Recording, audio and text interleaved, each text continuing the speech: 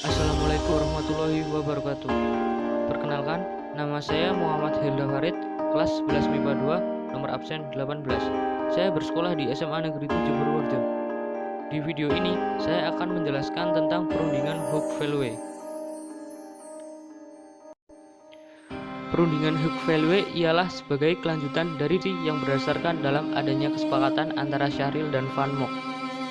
Perjanjian tersebut dicatat dalam kontrak gerak pemerintah Indonesia pada tanggal 27 Maret 1946.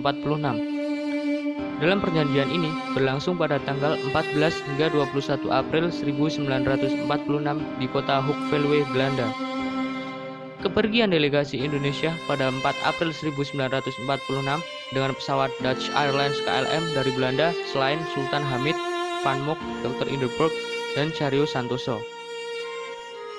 Latar belakangnya ialah perubahan terhadap iklim dalam politik Vietnam sebenarnya membuat Van Mock memikirkan Vietnam dan Perancis, yang kemudian mencapai kesepakatan yang menjadikan Vietnam negara merdeka di bawah otoritas Federasi Indochina. Jadi, Van Mock juga membuat saran pribadi agar Indonesia setuju untuk menjadi perwakilan Jawa untuk membentuk negara bebas di dalam Kekaisaran Belanda. Pada tanggal 27 Maret 1946, Syahril menanggapi usulan Van Mock dalam bentuk kontrak yang merupakan konsep kontrak. Berikut ini adalah isi utama dari konsep tersebut. Yang pertama, pemerintah dalam Belanda mengakui kedaulatan penuh Republik Indonesia atas pulau-pulau Jawa dan Sumatera.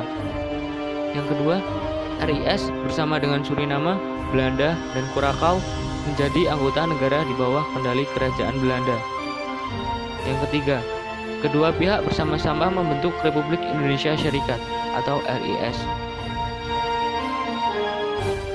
Tujuan adanya perundingan Hoek-Veluwe ialah sebagai strategi yang akan dijalankan demi untuk mempertahankan sebuah kedaulatan negara.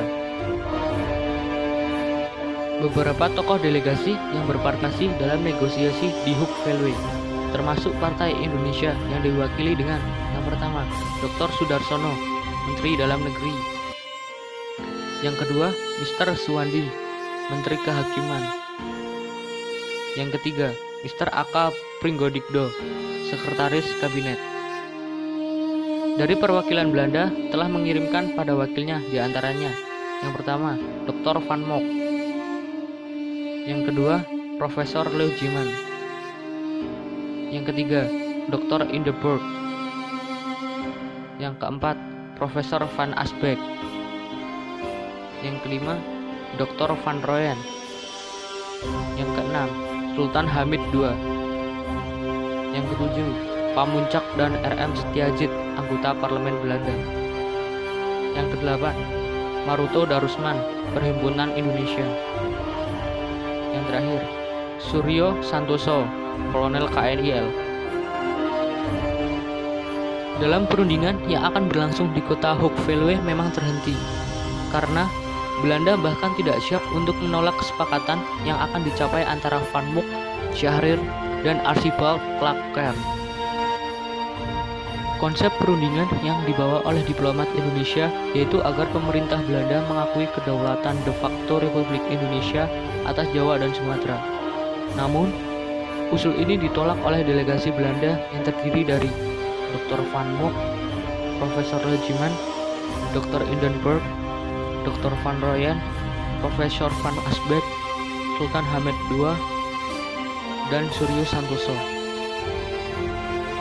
Perundingan lagi-lagi berakhir dengan kegagalan dan kebuntuan. Dengan demikian, perundingan ini tidak memberikan kemajuan bagi Republik Indonesia. Akhirnya, perundingan ini dianggap gagal. Sekian video penjelasan dari saya, semoga bermanfaat. Terima kasih.